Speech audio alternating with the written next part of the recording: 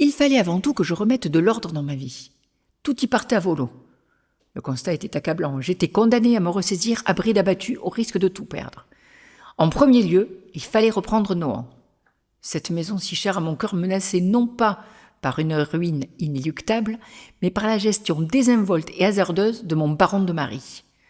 Casimir, sans être un dilapidateur impénitent, avait engagé quelques placements fort douteux, agissant souvent à la légère, comme s'il cherchait à affirmer une autorité qu'il sentait lui échapper. Acculé par son amertume croissante, il ne ménageait plus ses propos, moqueries, paroles crues, parfois humiliantes, tombaient sur moi, y compris devant les enfants. Ces excès d'irritation, de plus en plus fréquents et intenses, me devenaient insupportables. Le soir de trop survint lors d'une réception à Nohant.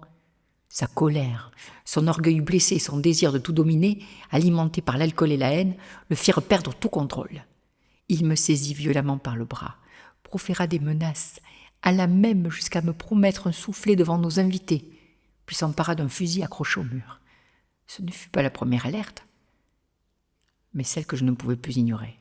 Sur les conseils de mes amis, j'engageai immédiatement une procédure de séparation de corps.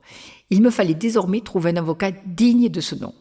Une enquête en bonne et due forme s'ensuivit inévitablement. Article 324 du Code pénal de 1810.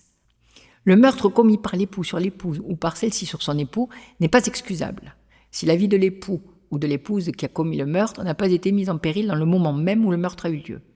Néanmoins, dans le cas d'adultère, prévu par l'article 336, le meurtre commis par l'époux sur son épouse ainsi que sur le complice à l'instant où il les surprend en flagrant délit dans la maison conjugale est excusable. Avant de parler de la suite, il est important de replacer dans un contexte plus large la rencontre avec celui qui allait être mon avocat et qui, à sa manière, allait changer ma vie.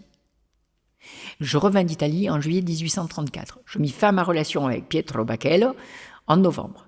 Rompis définitivement avec Alfred le 6 mars 1835 et voulus mettre un arrêt irrévocable et officiel à mon mariage.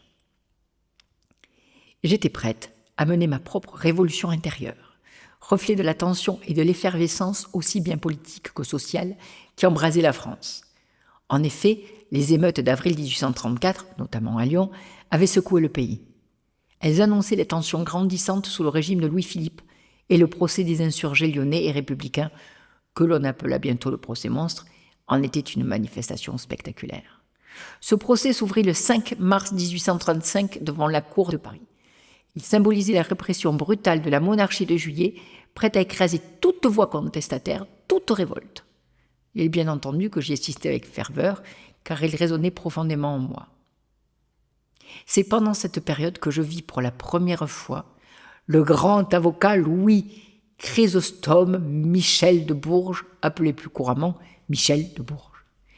Il était un symbole d'engagement, une âme ardente. Il était l'incarnation même de la justice et de l'idée républicaine. Malgré son physique particulier et son âge avancé, il me fascina immédiatement. Sa ferveur presque mystique, sa passion, sa capacité à galvaniser l'auditoire par la seule force de sa parole était inouïe. J'ai toujours été attirée par les âmes enfiévrées, les esprits en lutte, les cœurs tendus vers un idéal. Michel était d'une intensité rare, si profondément impliqué que je ne pouvais qu'y succomber. Il faisait vibrer en moi à la fois la fibre militante, avide de justice, et celle plus intime de la femme passionnée. Il était certes marié, mais me confiait de ne plus rien éprouver pour son épouse. Il tenait à préserver les apparences d'une harmonie domestique de façade. Je pense qu'il était passé maître dans l'art de se déculpabiliser avec cette phrase irréfutable. Dieu, que la chair est faible lorsque l'on vous prend au mot, quand l'intelligence et la fougue de l'être aimé vous envoûtent. Michel était un orateur remarquable. Il ne se contentait pas de défendre les causes justes, il les incarnait, il éveillait les consciences, il ne plaidait pas, il révolutionnait les esprits. C'était lui qu'il me fallait pour porter ma voix, pour défendre ma cause, ce qu'il fit avec ferveur. Le 30 septembre 1835, mon cher avoué, maître de Bourges, déposa ma requête en séparation de corps devant le juge de première instance au tribunal de la Seine.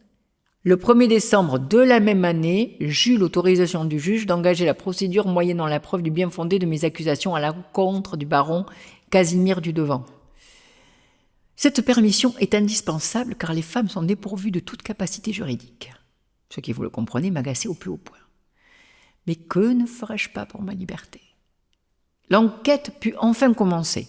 De nombreux témoins furent entendus sur les accusations des violences, tant morales que physiques, de mon futur ex-époux à mon égard.